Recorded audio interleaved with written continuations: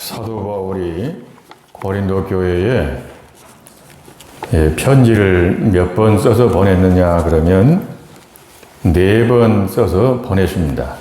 그런데 그 가운데에 이 2권과 4권만 남아서 지금 우리에게 전해져 오고 있는데, 이 2권이 고린도전서고 4권이 고린도 후서입니다. 1권과 3권은 분실되어 지금까지 내려오지 않고 있습니다. 그래서 이제 성경에 보면은 1권이 고린도전서 5장 9절에 이미 고린도전서를 기록해서 보내기 전에 한 번 더 보냈음을 말씀하고 있고, 그리고 3권은 고린도후서 2장 4절에 이제 그 말씀을 하고 있습니다. 그래서 고린도 교회의 문제를 해결하려고 사도 바울은 편지를 써서 디모데 편에 보냈어요. 그래 디모데로 하여금 교회 문제를 해결하고 돌아와라 하고 이렇게 보냈는데, 디모데가 사람이 유약한 사람이었습니다. 마음이 약한 사람이었어요. 그래서 교회 문제를 해결하지 못하고 돌아왔어요. 그래서 다음 누구를 보내느냐 그러면 사도 바울이 디도를 보냅니다. 이 디도라고 하는 사람은 상당히 역량이 있는 사람이었어요. 그래서 그 복잡한 고린도 교회 문제를 수습을 하고 돌아왔어요. 그래서 돌아와서 이제 잘 문제가 해결되었습니다 하고 이렇게 보고를 합니다. 우리는 믿음의 생활을 해갈 때, 교회 생활을 해갈 때 교회에 문제를 일으키는 사람이 되지 않아야 합니다. 어디서나 문제를 일으키는 사람이 되지 않고 일어난 문제를 오히려 평화롭게 수습하고 해결하는 그러한 성도가 교회 안에서도 그렇게 해야 되겠고, 또한 우리가 생활 속에서도 그렇게 평화를 만들어가는 우리가 되어야 되겠습니다. 사도 바울은 이 사역을 하면서 많은 비난을 받고 그리고 모함을 많이 당했습니다. 사람이 생활 속에서 살면서 여러 가지 많은 그 비난을 받는 경우가 있어요. 비난을 받는 경우가 있단 말이에요. 모함을 당하고. 그럴 때에 대부분의 사람들이 기분 나쁘죠. 그리고 자존심도 상하고, 그러면 그걸 참지 못하고 막 성질을 내가지고 해대는 사람이 있단 말이에요. 싸우고. 우리가 교회 안에서도 때로는 오해를 받기도 하고 비난받는 경우도 있고, 우리가 교회 밖에서 직장에서도 그러한 일들을 만나는 경우가 있단 말이에요. 그러면 우리는 그리스도인으로서 어떻게 해야 할 것인가 하는 것을 생각을 해봐야 합니다. 사도 바울은 유대인들에게 비난을 받았습니다. 율법을 파괴하는 자다. 하나님의 말씀을 지키지 않는 자다. 공격을 받았어요. 심지어는 사도 바울을 죽이려고까지 했습니다. 유대인들은. 그리고 우상 장사꾼들, 우상을 만들어서 파는 이 장사꾼들은 사도 바울이 전도해서 예수 믿는 사람들이 많아지므로 우상에서 떠난단 말이에요. 그러니까 우상 장사꾼들이 장사가 잘 안 되는 거예요. 그래서 이 우상 장사꾼들이 담합을 해가지고 사도 바울을 모함을 합니다. 비난해요. 그래서 매를 맞고 감옥에 갇히기도 하고, 또 무당, 점치는 무당을 고용해가지고 무당을 종으로 만들어서 점치면서 돈 벌고 살아가는 사람들. 사도행전 16장에 보면은 사도 바울이 그 귀신 들려서 점치는 여자 무당을 보고 예수 그리스도의 이름으로 명하노니 더러운 귀신아 나가라. 그러니까 귀신이 나가버렸단 말이에요. 그러니까 점치는 능력이 사라져버린 거예요. 그러자 이 무당이 돈벌이가 안 된단 말이에요. 그러니까 또 모함을 당해가지고 그 사도 바울이 감옥에 갇히고 매 맞고 고문당하고 얼마나 어려움을 많이 당했어요. 그럴 때 그 사도 바울의 마음이 어떠했을까요? 잘못한 것도 없고 부도덕한 일도 아니고, 그런데 그런 어려운 일들을 당한단 말이에요. 그럴 때 나 예수 안 믿겠다. 내가 예수 믿고 이런 고난을 당하느니 차라리 내가 예수 안 믿고 옛날로 돌아가야 되겠다. 이렇게 하지 않았단 말이에요. 하나님을 바라보고 자기에게 맡겨진 그 사명을 형성되이 변함없이 잘 감당해 갑니다. 그런데 또 거짓 전도자들, 이 사람들이 고린도 교회에 들어와 가지고는 고린도 교회뿐만이 아니라 그런 사람들이 많았다고 그래요. 초대교회 때. 그런데 사도 바울을 모함을 하는데 사도 바울은 거짓말쟁이다. 사도 바울은 헌금을 모아가지고 착복하는 사람이다 하면서 모함을 했단 말이에요. 그러니까 또 그런 말을 듣고 성도들 가운데 사도 바울이 거짓말을 잘하는 사람이구나. 그렇구나. 그래가지고 사도 바울을 불신하는 사람들이 있고 그래서 사도 바울을 배척하고 이런 사람들이 있었단 말이에요. 교회 안에. 우리가 생활 속에서 이렇게 어려움을 당하면 어떻게 할 것인가? 그래도 믿음의 생활을 해갈 것인가? 한번 생각을 해보시기를 바랍니다. 옳고 그름을 나는 부정한 일이 없다. 부도덕한 일을 하지 않았다. 해가지고 옳고 그름을 그 자리에서 가려내기 위해서 아주 그냥 대들고 싸우고 큰소리치고 해야 할 것인가?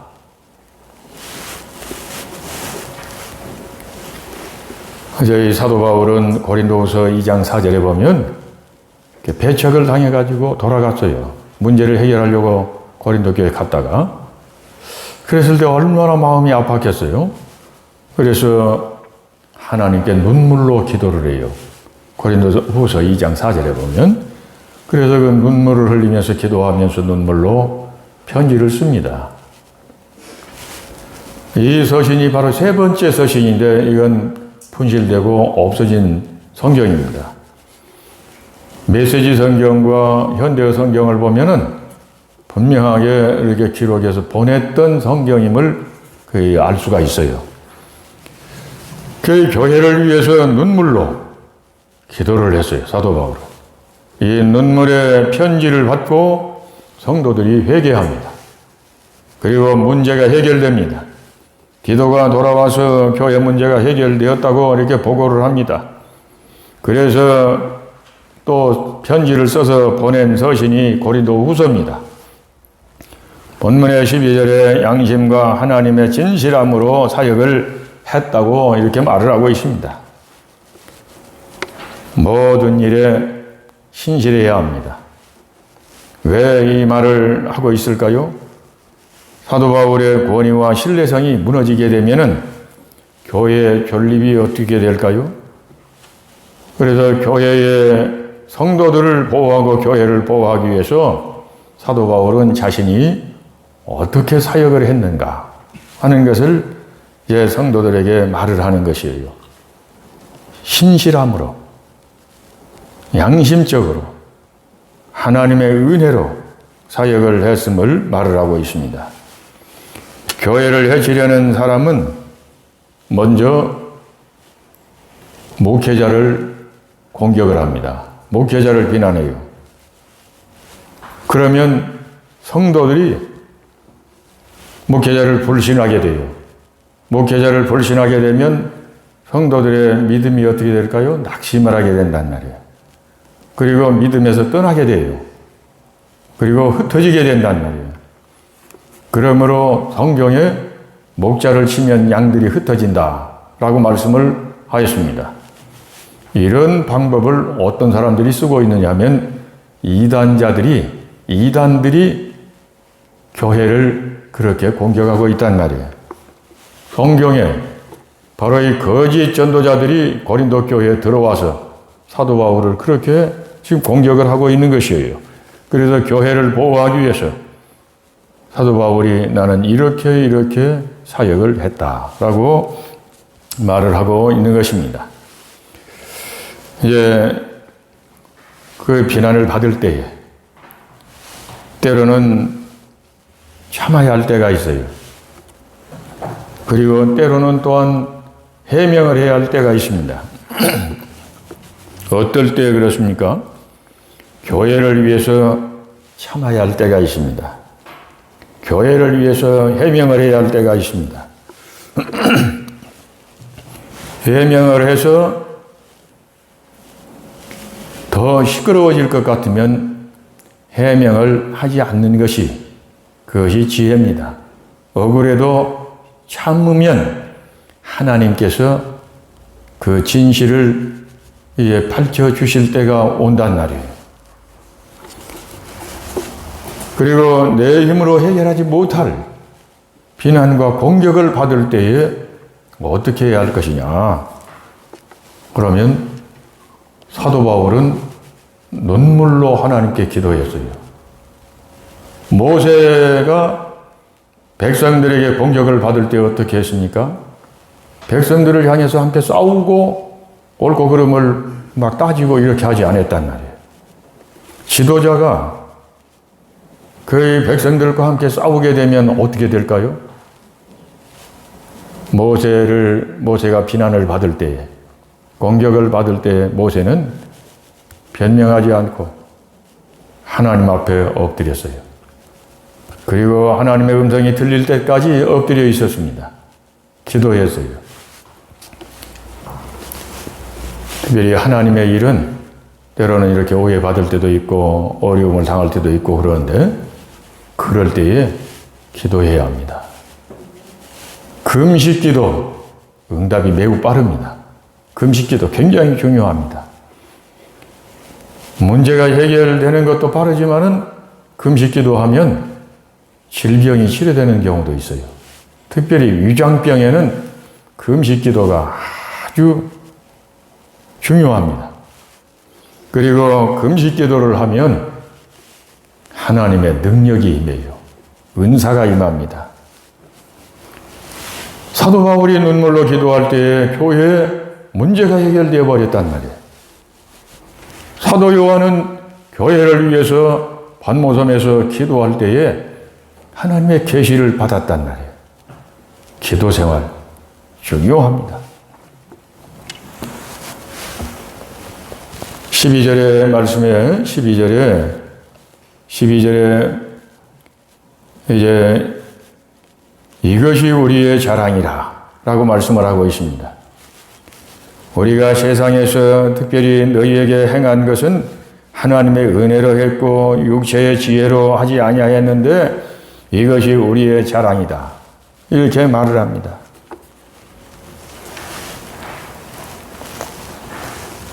그리고 14절에 우리 주 예수 그리스도의 날에는 너희가 우리의 자랑이 되고 우리가 너희의 자랑이 되는 그것이라 라고 말씀을 하고 있습니다. 성도는 목회자를 잘 만나야 합니다. 왜 그럽니까? 영적으로 죽고 사는 것이 달려있단 말이에요. 그리고 영적으로 잘 되고 믿음이 분명해지고 이 구원의 문제가 달려있단 말이에요. 그것뿐만이 아니라 영혼이 잘 되면 범사가 잘 되고 강건함에 복을 받게 된단 말이에요. 그러므로 이 성도는 목회자를 잘 만나야 해요. 그래서 그 성도는 목회자가 자랑이 되는 것이에요. 그리고 목회자는 성도를 잘 만나야 해요. 좋은 목회자도 성도를 잘못 만나면 나쁜 목회자가 되어버릴 수가 있어요. 좋은 성도를 목회자가 만나게 되면 그 능력이 더 시너지의 효과를 발휘하면서 능력이 나타나게 된단 말이에요. 그러므로 목회자는 좋은 성도를 만났을 때 그 성도 자랑을 많이 하게 된단 말이에요. 성도 자랑. 그래서 우리 주 예수 그리스도의 날에는 너희가 우리의 자랑이 되고 우리가 너희의 자랑이 되는 그것이라 라고 말씀을 하고 있습니다. 주의 일은 이제 세상의 지혜로 안 되는 것이에요. 주의 일만큼. 세상의 지혜가 무엇입니까? 권모술수를 말한단 말이에요. 권모술수는 목표를 달성하기 위해서 수단과 방법을 가리지 않는 것이에요. 뭐 윤리고 도덕이고 이게 가리지 않는단 말이에요. 그러므로 부도덕한 일도 불의한 일도 정당하다고 생각을 한단 말이에요. 목회는 그런 방법으로 해서는 절대 안 되는 것입니다. 주의 일은 진실함과 하나님의 은혜로 하며 기도하며 하나님의 인도하심에 겸손히 순종하면 하나님께서 일하신단 말이에요. 사역자는 하나님께 쓰임받는 것을 감사하게 생각하고 충성스럽게 해야 합니다. 사도 바울이 왜 사도 바울을 거짓말하는 사람이다 하고 비난했느냐, 사도 바울을 15절에서 17절에 그걸 이제 말씀을 하고 있습니다. 해명하고 있는데, 하나님의 뜻에 순종하느라고 그 계획이 변경이 됐단 말이에요. 사도 바울이 에베소에서 마게도냐로, 마게도냐에서 고린도로, 고린도 들렸다가, 고린도 교회 들렸다가 예루살렘 교회로 가려고 했어요. 그런데 그렇게 가겠다 하고 이렇게 이 편지를 보냈는데 사도 바울이 그렇게 된 것이 아니라 이제 너무나 이 고린도 교회 문제가 급박하기 때문에 바로 바다를 건너서 문제 수습하기 위해서 갔는데 이 거짓 전도자들이 교인들을 얼마나 이게 이 세뇌를 시켜가지고 사도 바울을 성도들이 사기꾼으로 생각했단 말이에요. 거짓말쟁이로. 그래가지고 배척을 해버리는 것이에요. 그러니까 사도 바울이 문제 해결도 못하고 마음에 상처만 많이 입고 돌아갔단 말이에요. 그래가지고 그 눈물로 편지를 쓴 것이에요. 눈물로 기도하면서. 그래서 하나님의 뜻에 순종하느라고 그렇게 되었다 하는 이것을 이제 말씀합니다. 그래서 때로는 목회자가 시행착오를 하는 경우도 목회하다 보면 있어요. 그러나 악의적인 것이 아니고 하다가 어떻게 잘못해서 이렇게 됐다. 이럴 때에는 성도들이 또 그걸 이해해야 한단 말이에요. 품어줘야 한단 말이에요. 왜 저러냐? 그러고 공격하고 비난하고 그러면 그럴 때마다 힘들고 어려워지게 된단 말이에요.